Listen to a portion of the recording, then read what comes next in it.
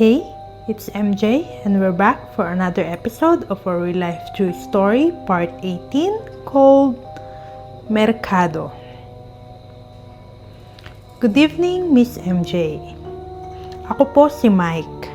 Isa akong dating tindero sa isang night market dito sa amin sa Baguio. Itong ibabahagi ko sa inyo ay ilan lang sa mga nakakatakot na experience ko noon. Sa pagkakatanda ko, May 10, 2010 yon, alas 7 ng gabi. Maingay yung merkado at ang daming customer nun, kaya naging busy ako. Habang kausap ko yung suki kong si Myla, narinig ko na may tumatawag sa akin na isang bata. Hindi ko siya agad binigyan ng atensyon kasi inaasikaso ko si Myla. Nang makaalis na si Myla, ay narinig ko na namang tinatawag ako ng kung sino man. Kaya panaylingon ako para hanapin yung tumatawag sa akin. Maya-maya ay nakita ko yung bunso kong anak na si Josh. Siya pala yung tawag ng tawag sa akin pero nagtaka ako kasi hindi naman ganun ang boses niya. Lumakad ako palapit sa kanya para tanungin siya kung nasaan yung nanay niya. Kasi hindi naman yung nagpupunta kung wala yung asawa ko. Isa pa, medyo malayo rin sa bahay yung merkado.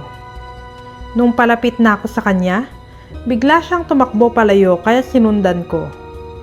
Nang paliko na siya, ay bigla siyang nawala sa paningin ko.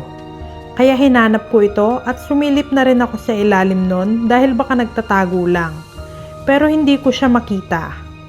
Hahanapin ko pa sana yung anak ko nang tinawag ako ng isa ko pang suki. Kaya bumalik na ako sa pwesto ko. Pag uwi ko ng bahay, hinanap ko kaagad yung asawa ko. Pumunta ako agad sa kwarto at doon ay nagalit ako sa kanya. Tinanong ko kung bakit dinala niya yung anak namin sa merkado at hinayaang magtakbo-takbo roon. Ang sabi naman niya ay hindi naman daw siya lumabas at lalong hindi daw niya dinala sa merkado si Josh. Pagkatapos raw nilang maghapunan ay natulog na raw si Josh. Pinuntahan ko yung anak ko sa kwarto niya at doon ay nakita kong mahimbing na siyang natutulog katabi ng mga kuya niya. Kulay blue yung suot niya pero yung Josh na nakita ko sa merkado ay naka-white. Tinanong ko yung asawa ko kung totoong hindi sila lumabas at sumagot naman itong hindi siya nagsisinungaling. Bumalik na kami sa kwarto namin at doon ay sinabi ko sa kanyang tinawag ako ni Josh sa merkado. Pero iba yung boses at damit. At nung lumapit ako ay bigla siyang tumakbo at nawala. Sinabi naman niya na baka kamukha lang ng anak namin. Ilang minuto lang ay tulog na si Mrs. Pero ako, magdamag akong gising dahil sa nangyari. Yung pangalawa naman ay nangyari noong 2013. May babaeng bumibili sa akin ng karne kasama niya ang isang batang lalaki. Paulit-ulit kong nahuhuling tumitingin sa akin yung bata, kaya tinanong ko siya kung may dumi ba yung mukha ko. Pero hindi siya sumagot. Nung paalis na sila, ay tumingin sa akin ulit yung bata at natameme ako nang nakita kong nag-iba yung mukha niya.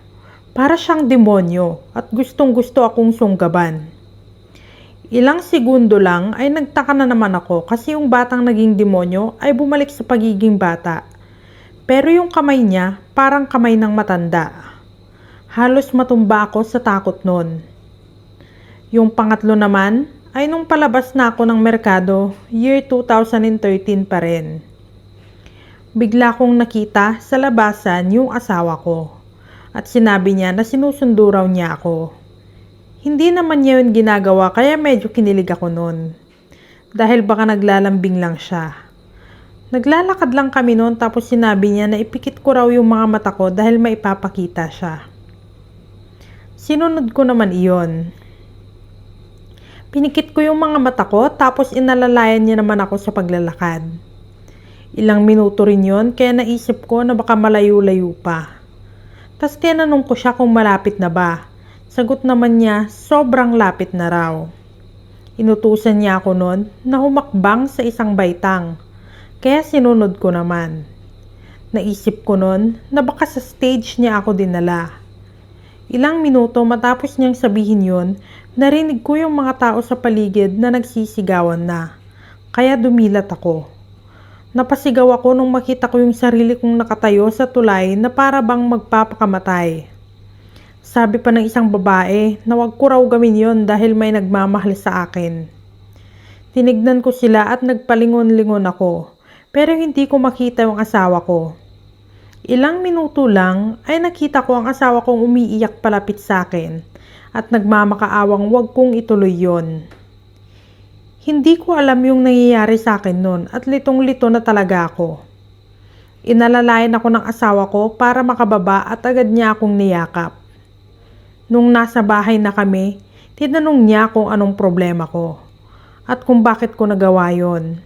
Sinabi ko na siya yung nagsabi sa akin na pumikit at pagdilat ko nandun na ako. Mas lalo akong nalito nung sabihin niyang pinuntahan nga daw siya ng mga kapitbahay namin at sinabing magpapakamatay ako. Kwento ko sa kanya ang lahat at di siya makapaniwala nun. Miss MJ, ang dami talagang nangyari sa akin nun.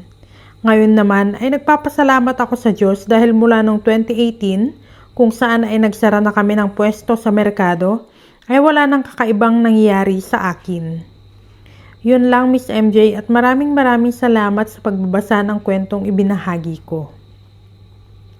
Thank you too for sharing your story, Mike. And whoever wants to send their story, you're all welcome. Just message me and I will send Gcash in return. Thank you for watching this video. Bukas ulit. Bye!